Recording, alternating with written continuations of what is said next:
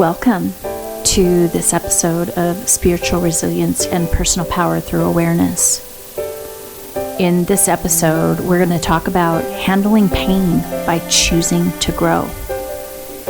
It's going to be a good one, so sit back with a cup of tea and enjoy.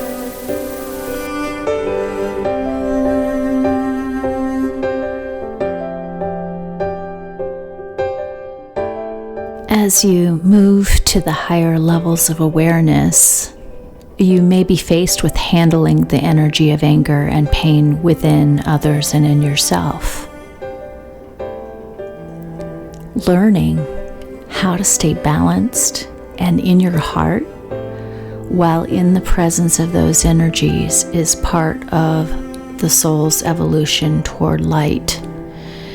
And in fact, the times that we're in right now, that is what we're being called toward.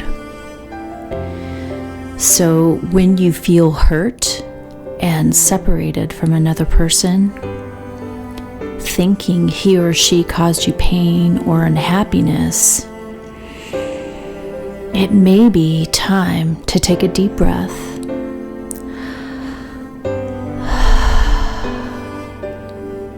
and to examine what lessons you have chosen to learn by creating the situation. When you love people, even the things that are seemingly unlovable, there are times you feel pain and distance from them. If this happens, don't look for intellectual reasons. Don't try to go into your mind and discover and investigate who has hurt the other and who is to blame and who is in the right or who is wrong. It rarely does any good to argue back and forth, figuring out who is the good person and who is the bad person. This dynamic puts you into a power struggle with each other and takes you out of your heart connection. Both people usually feel they are right and that the other person is unjustified in his or her approach. People usually feel that their own anger is justified and that the other person's is not, or that their own anger is justified because the other person is wrong. When people feel hurt, most lash out at the other person as the cause of their pain. However, there's always pain inside before another can trigger it. The other person only acts as a catalyst. No one can trigger something in you that doesn't already exist. And in fact, when it's being triggered, it's an invitation for you to look at that instead of making the other person wrong for triggering you. Because the other person is not the cause. The cause is pain within you, something that's unresolved within you. It is not an accident that the other person triggered it either. For most often, you choose to be around loved ones and friends who know how to upset you so that you may learn and grow. It's not about you always being comfortable. And likewise, if someone is triggered by you, it is not about you making them comfortable, but creating the space for them to really feel into what's really going on inside of them. When you feel yourself hurt and righteously indignant, and you're sure that you're the injured party and that someone owes you an apology, just be silent for a moment before you lash out in anger.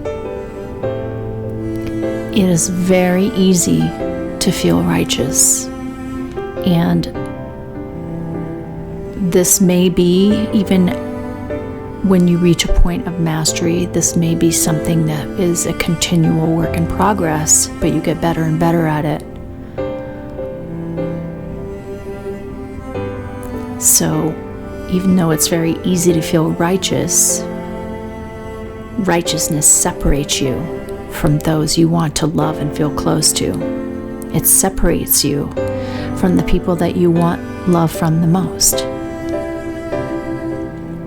As you reach for more light, one of your lessons may be to learn not to make things right or wrong, but to stay in your heart and offer compassion to yourself and to the other person. This involves being willing to acknowledge the other person's right to a different viewpoint and not feel you have to prove anything. And it's social media that this is really difficult, especially right now, because there are so many opinions firing off back and forth. And even myself have found myself the things that I feel strongly about really engaging. And really the only thing that helped me was to take a step back away from social media and just be with my own self and be with my own feelings and how do I really feel about something and why do I feel that way. And really what we're wanting is to connect. I've recently become involved with a women's loom that is very intentional. It's very intentional in purpose. And everybody's at different levels of awareness, but everybody wants to grow. Everybody wants to learn. Everybody wants to be embraced. Everybody wants to be authentic. And we want to be focused on the things that are most important to us.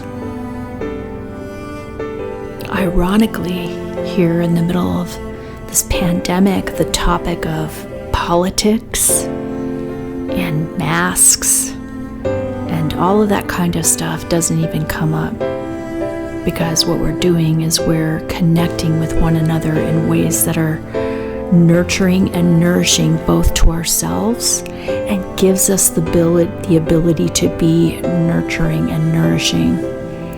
And because that is what I'm really wanting when I'm connecting with people, I don't visit social media that much anymore, and I don't engage in a lot of the things that are flying around on there. That whole game of who's right and who's wrong and righteous indignance, and I can definitely be in that place if I'm in the right environment, and it's just a recognition for me that it's just not the right environment for me to be in.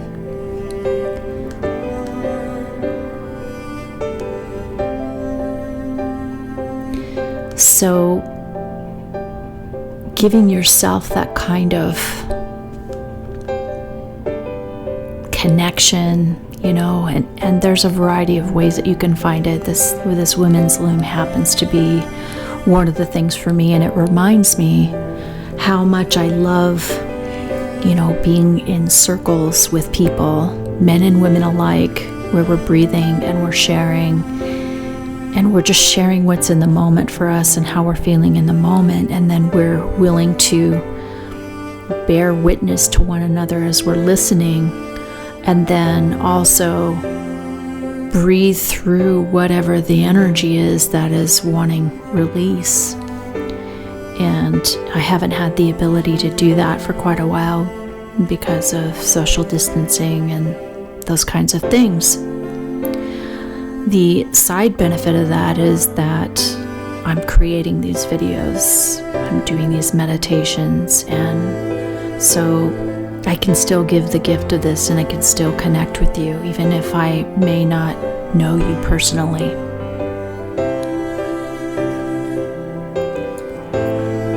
So it's a really good opportunity as I'm reaching for more light, more and more light, to not make things right or wrong, but to stay in my heart and offer compassion to myself and to other people.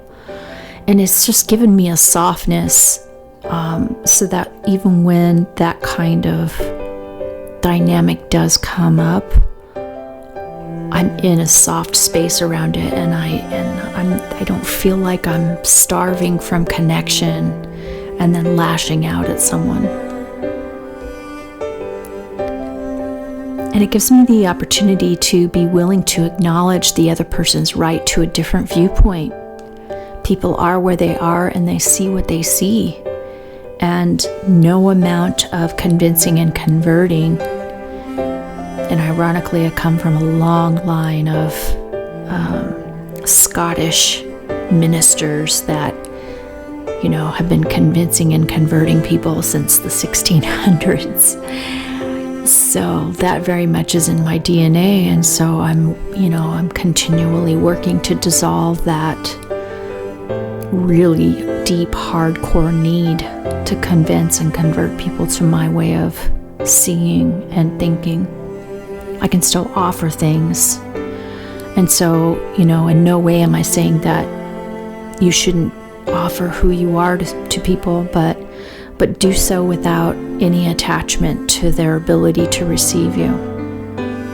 And then find places where you are well received, because it's really what you're wanting anyway.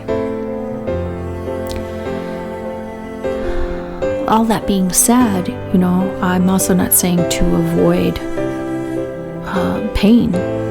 It's important to learn how to handle pain, because in doing so, you allow your soul to be the captain of your ship. What is pain? Pain is nothing more than an area in which you're not yet able to experience your soul's love. It's resistance to your own soul's love. Pain is an area waiting for love, and you are the lover. Besides a natural tendency to blame another, there may be a tendency to retreat when you are in pain, to withdraw and close your heart. And I've done this as well. If you feel you're not being treated in a way you would like by a friend or a loved one, and that is causing you pain, it is better not to start by making him or her wrong and seeking an apology. Instead, start by looking within. What is this feeling trying to tell me? And of course, I'm ever the proponent for breathing, so taking a few deep breaths will automatically, take you inward and ask that question. What is this pain trying to tell me? You can even talk to the pain like a person. Another person can trigger pain only when there is already pain within you. He or she can cause you to close your heart only where your heart already wants to remain closed. If there's no pain within, another cannot bring it out. You would only feel compassionate and sorry for him or her, not angry and threatened. And that's a much more empowered place both for you and the other person. It's empowered and it's loving and it's the truth of who you are.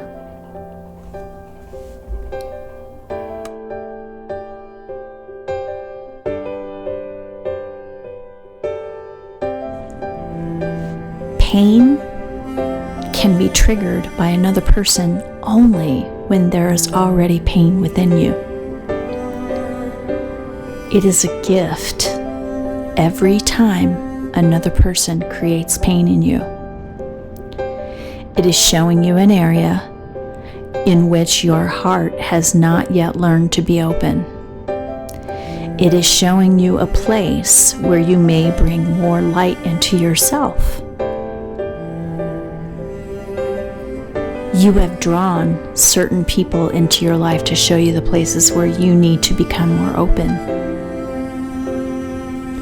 Part of your lesson in life is to stay open and loving even when others are acting in a way that used to cause you pain. Before you approach the other person with recrimination, closing your heart and pulling away, creating more separateness and pain. Take a deep breath and stop. Ask yourself if you're willing to bring in light. And how does one bring in light when there's pain? First of all, if you are in the middle of an argument, it is important that you get away from the physical presence of the person causing you pain while you begin to strengthen and draw light into yourself. Being physically near the other person, and that is only until you are quite a master at controlling energy, puts you in his or her aura. If the other person is in pain or is creating pain for you, being around him or her will make it harder for you to restore your own balance.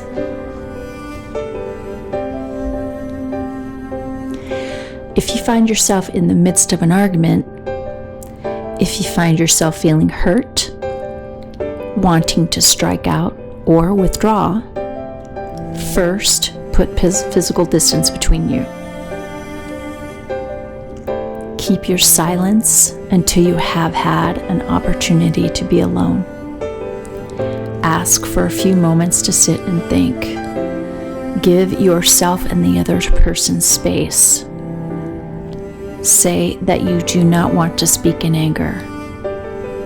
Often, it helps diffuse the situation to explain that you would like to be more aware and compassionate, and that you need a few moments away to compose yourself. When you strike out at another, it is often because you are not feeling good inside yourself. Recognize that when others create pain within you, when they seem to strike out at you, it is because they do not feel good inside about themselves either. And sometimes your energy is a reflection of that feeling, and they want to make it about you, or vice versa, you want to make it about them when their energy brings out a feeling inside of you. It's important to develop the practice and the ability to learn to stop talking when the energy grows heavy and dense between you and another. As Einstein said, you cannot solve a problem at the level at which it's created. So if you want to come from a higher level of vibration and frequency, you can't do it from that energy, that heavy and dense energy. If you can create physical distance, do so. You can then bring in light by sitting quietly and imagining peace, or doing whatever the thing is that you do that helps you reset. For me, it's taking a deep breath, or 10 or 20, however long it takes. You can then bring in light by sitting quietly and imagining peace, and it might be difficult to imagine peace when you're feeling angry. So try this. Try imagining beautiful scenery. Think of a good memory, something that brought you a lot of laughter or a lot of warmth about the person that you're in an argument with, or something that will restore a sense of balance. Then invite your soul into your heart. Ask it to awaken the highest consciousness possible of yourself as a loving being. That is how you come from a higher level of vibration, is by asking your soul to come in and help you by awakening that part of you. You may begin to feel an intensification of peace, and you may begin to feel sorry for what you have done or said. You may experience a sense that the whole issue got blown out of proportion. It might even make you laugh. Sometimes we realize we're being silly. You may realize that you really did not mean the things you said. Or you may at this point be able to view the other person's anger or pain with compassion and detachment, not feeling personally responsible for his or her reaction and not being personally attacked by it. You may realize the other person got carried away and said things he or she did not mean.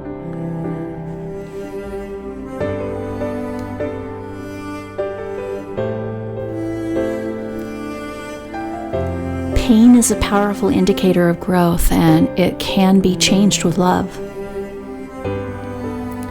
When you're in pain, you may find that the doorway to your soul is more available to you than at other times. During those times, you turn to your soul and ask for assistance.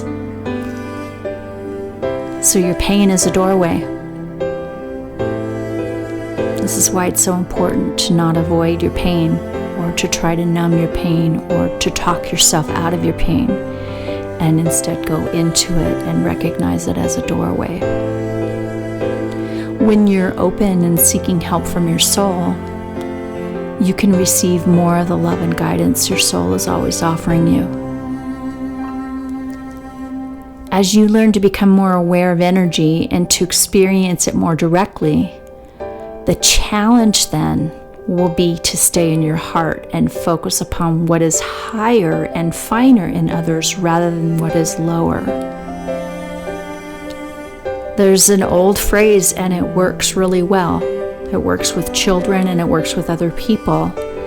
And it's called catch 'em being good.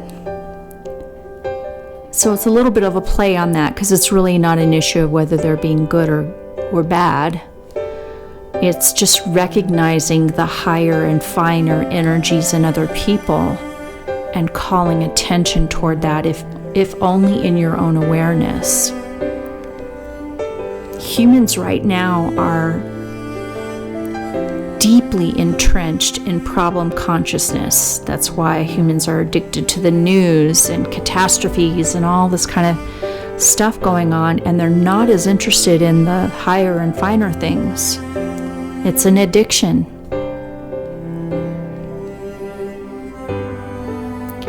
So it creates a level of problem consciousness. And so if you're always looking for problems, you're going to find them. And you're going to literally attract to you a mirror reflection of that problem consciousness.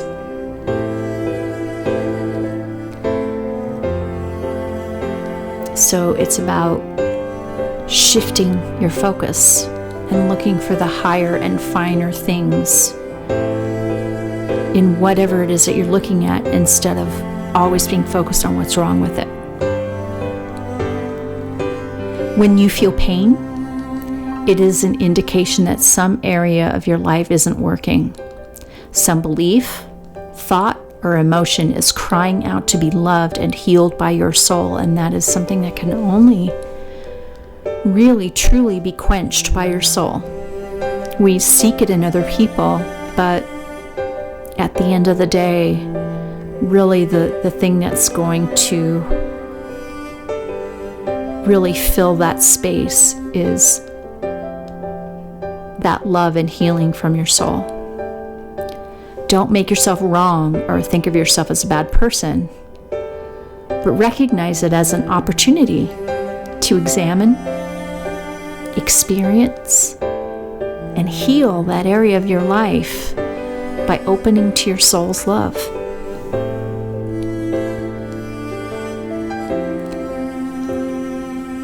This is going to be a shift because we're so used to reacting. But try to remember that when people are angry with you, it is often an expression of their pain. Most people believe that they get angry only with just cause, right? We're addicted to just cause. We're looking for the reason. We're angry, and so it's easy to project it onto another person or situation instead of really examining what's going on there. Most people believe that they get angry only with just cause and get hurt only when someone lets them down, aggravates them, rejects them, or makes unreasonable demands. However, people also use anger to control others. Ask yourself this: is your fear of people's anger or them withdrawing their love from you controlling your behavior around them? And do you use a threat of anger or withdrawal of your love to control others? These are important questions to ask.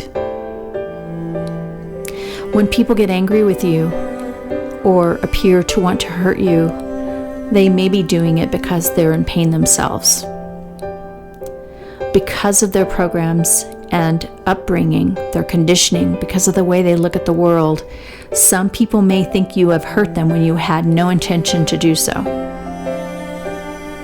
This is probably the greatest cause of misunderstanding, as someone is interpreting their pain as an intention on your part to cause pain to them. Sometimes people get angry when all you're doing is expressing an opinion that differs from theirs, or you're stating a preference of your own. We're seeing this a lot, especially in the arena of social media now, right? So much. Be sure you're not acting on a desire to control or manipulate. Don't let their anger trigger pain within you.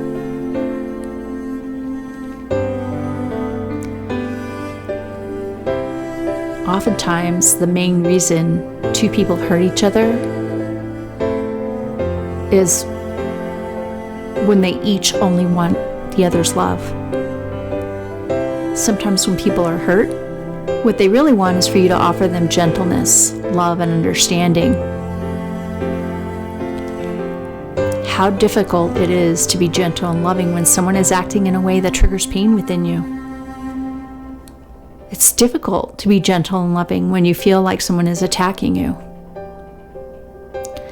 But this is part of learning to work with energy, to stop, soften your heart, and listen when you're around hurt or angry energy. You're going to become more and more sensitive to this, and you'll be able to identify it, and then you'll be less likely to react to it. It is tempting to grow defensive, to get angry yourself, or to lash out at people who are hurting you. It's also tempting to grow defensive, get angry, or to lash out at people who seem willfully ignorant of something that is so blatantly obvious to you. You may feel that they're trying to make you wrong, diminish you, or put you down. You may feel that there's just like something completely wrong with them and you want to shake them into consciousness, but this rarely works. Often the separation that you feel, the pain of separation that you feel between yourself and another person comes from feeling defensive. Feeling that you got to protect your pride or dignity at all costs. When you're in pain or your feelings are hurt, what you really want from others is for them to listen to you, be gentle with you, and understand that you're upset. You don't necessarily want them to fix it, and you don't want them to withdraw and get defensive. You don't want them to get upset with you when you're angry, but instead to just simply recognize that you're hurt. Some of you yell at other people when you feel that they have hurt you. What you really want them to do is say with conviction, "Yes, I see. I'm sorry I hurt you." And you may or may not get it. And oftentimes, when they say that, when they do give you what you want, and they say, "Yes, I see what you're saying. I'm sorry I hurt you," there's no satisfaction in that. because you're not really looking at the trigger inside of yourself. You're not looking at the part of you that's closed. It may open you, but it may not. That might be your job.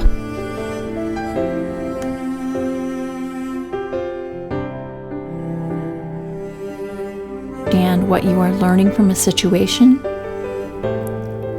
the more rapidly you can leave it.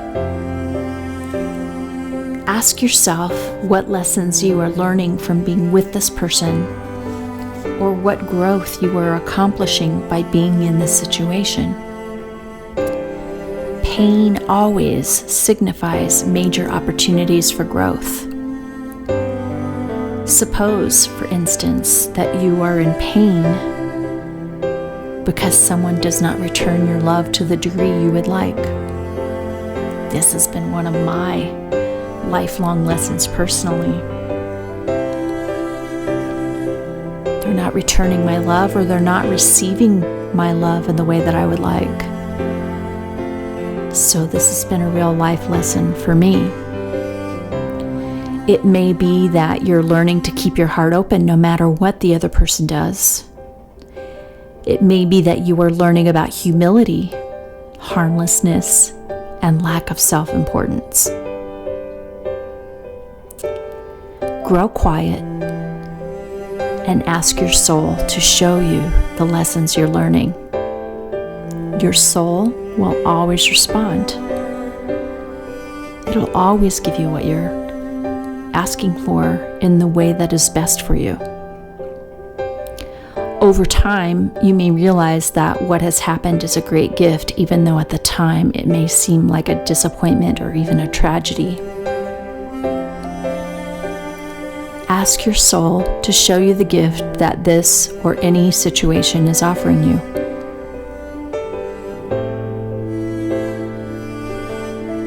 The degree to which you feel pain is often an indication of the size of the gift that awaits you when you understand why you set it up. This is really important. Understanding, though, is not enough by itself. Once you begin to understand what you are to learn, it is important to act upon it. Some of you feel pain and feel separate from others when they do not return your love, or when you have pictures and expectations that are not met. Try not to make those people wrong. Doing so can escalate a power struggle between you. You're not going to find answers when you're in a power struggle. Instead, as you grow silent and calm your energy, imagine that you're embracing these people with love and forgiving them no matter what.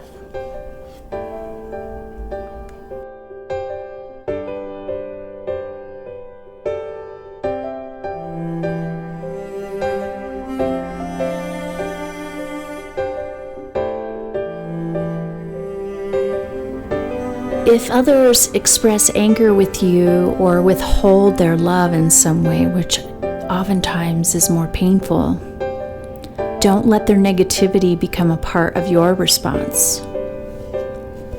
When people are causing you pain or getting angry with you, realize that what they want from you is for you to love them. They don't want you to withdraw or get angry, feel hurt, or defend yourself. In truth, the issue rarely even matters to them. They are experiencing their own pain, and it has nothing to do with you. Although they may blame it on you or tell you it is your fault, any pain they blame on you comes from pain within them, from places within their hearts that are not yet open. As you become more and more telepathic, you'll be able to sense the pain in others even more before they even say anything. And that's why you will want to stay in your heart. Like, you'll be able to tell that something is wrong. You may already do this now. You may already sense something in someone, and our tendency is to go in and dig and and ask what's wrong, but instead just stay in your heart and just observe. As you view humanity from the higher realms, you'll become aware that there's much pain, anger, and negativity.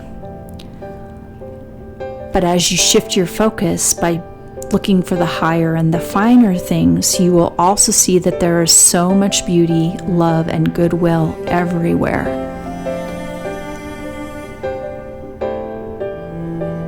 You may even get to a place where you recognize there's more of that than pain, anger, and negativity. As you begin to open to a greater awareness of the energy around you, you'll also begin to open to an awareness of your own energy.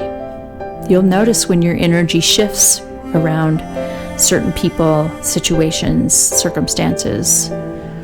You may observe things in yourself that you want to change. In doing this, though, it's important to not make wrong the things you detect, because your soul will not continue to reveal them to you if you do. Instead, know that your soul is revealing things to you in those areas so that you may begin to bring the light of consciousness and the love of your heart into them. When people get angry at you, stand back. Realize that they don't know a better way to let go of their pain than to speak of it or to blame others for causing it. But as you become more and more masterful, you can be a really good teacher for them just by embodying the principles. If they're saying that you did something wrong, that you're bad, that you hurt them or caused them grief, don't attach yourself to their words. Don't buy into their story. You don't have to believe what they're saying. You don't need to think that you're responsible. They might be really super convincing. That might be something that they're really good at. But at the end of the day, they're responsible for their own upset or anger. It's important to recognize that you simply may have acted as a catalyst to make them aware of their pain, but the pain had to be within them first. So, as they're expressing their anger, don't start arguing or defending yourself. Simply remain silent, hold your heart open, and focus your love on them. As they speak and get it all out, there may be a great temptation to jump in and tell them they are wrong, or to defend yourself, that you've not acted in such a manner as they're describing. But just hold your tongue, take a deep breath, because in the end, on the other side of this, you're going to be grateful. Let them express their energy without putting anger out yourself. Once they've said it all, you'll still be in a loving and balanced space, feeling good about yourself because you've stayed with you. You will have mastered one of the most difficult of lessons, staying balanced in the presence of anger and pain. Or as I like to call it, staying with yourself.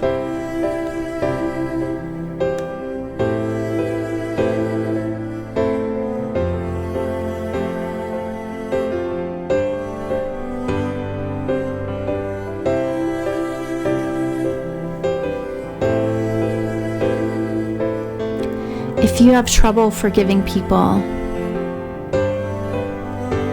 pretend that the next time you talk to them is their last day on earth. Maybe a person's caused you pain. Imagine as you go to be with him or her that it is the last day on earth for them. See how much you really appreciate who this person is, the gifts and the love he or she has sent your way. Really look at all the things that you love about them. See that it would be easy to let go of any pain and come from a high level if you knew this would be his or her last day. You would then be able to come from your heart, no matter how the person acted. You would be generous, warm, and loving. And you would be able to find just like endless amounts of patience. When you do see this person again, pretend this meeting will be your last. Notice how you become aware of wonderful things about him or her, the light and love that is there. Recognize that this person had no real intention to hurt you, that he or she was acting the way he or she did in response to his or her own pain, confusion, or lack of clarity. And sometimes this is physical pain as well. If this person is in physical pain, they may not be able to hold their center as well, because it takes pain, takes so much of your attention and awareness and energy that it's not as easy to stay with yourself. So if someone's in physical pain, this applies as well. Perhaps you did something that particularly upset this person, and he or she was simply reacting like a robot at times to a program of pain within. This is something that just triggers them. And in our culture, we are certainly good about requiring people to keep us comfortable and to help us avoid our pain. But it's kind of like a wound that has never been dressed or cleaned out. It just festers and it gets worse.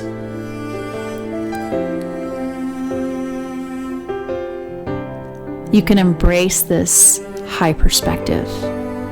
You can make every connection high and loving. Picture in your mind how you would act toward various people in your life if you knew you had only one more chance to be together.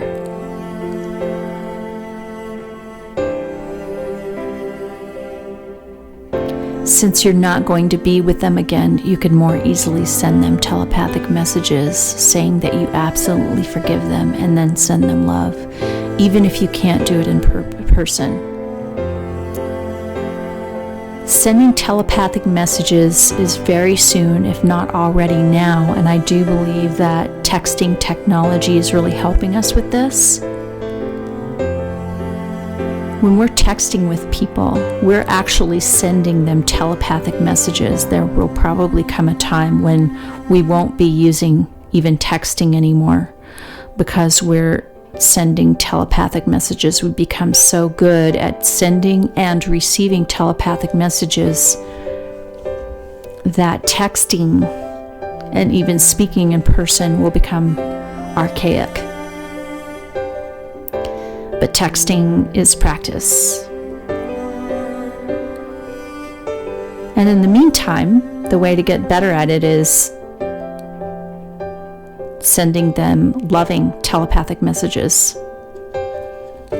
I have a number of situations that started way back in the 90s where I couldn't solve a problem with someone face to face or, speaking directly to them. And we do value that quite a bit, person to person. But most everything of value is going to take place on that telepathic level. And so the ones that I couldn't reach on a direct physical level, on a 3D level, I made the intention of speaking with them telepathically, and not even speaking to their small self telepathically, but to their soul, coming from my soul to their soul. And, at first you feel like you're faking it, until people come back around and they say, I'm sorry I reacted this way or that way. It's really interesting to have that kind of feedback.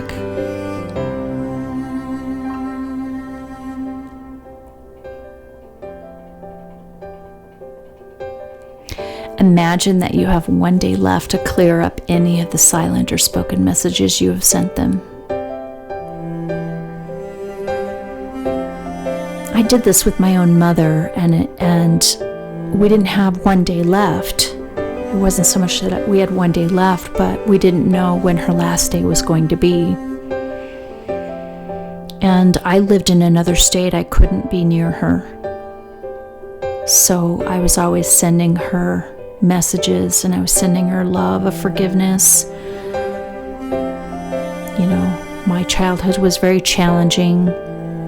Adult life was easier, especially as I came more and more into my own power and no longer believed any of the stories that she used to tell me about myself, which were nothing more than a reflection of her own pain. And she was in a lot of pain. She went through a lot. So did I. But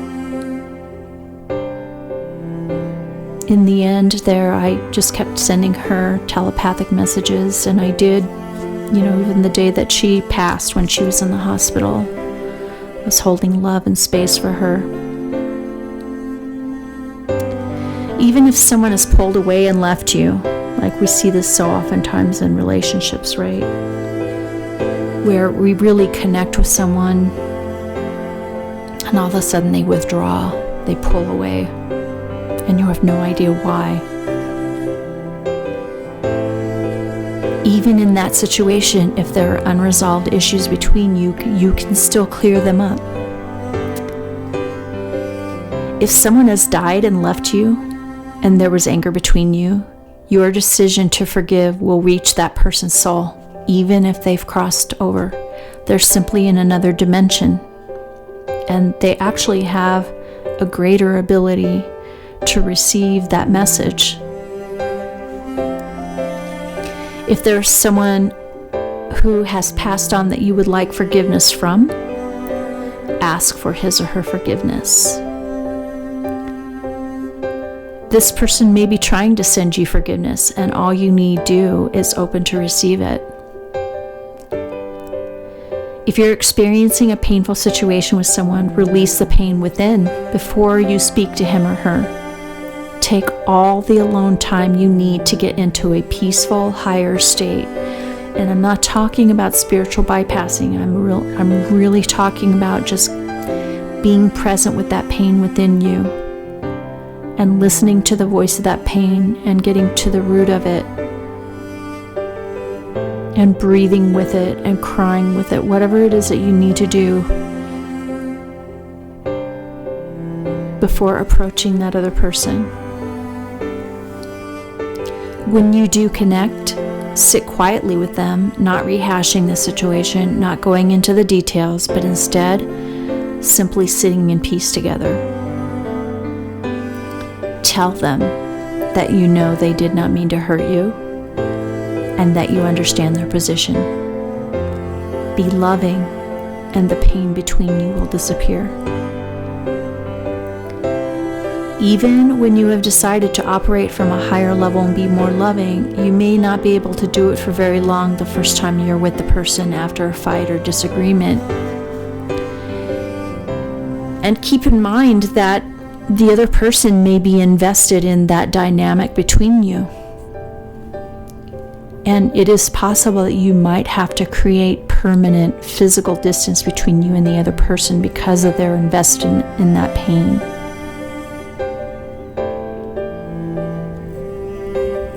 But if there's room for growth between you, set a limit in your mind on the amount of time you think you can be around this person and still maintain a peaceful, loving stance.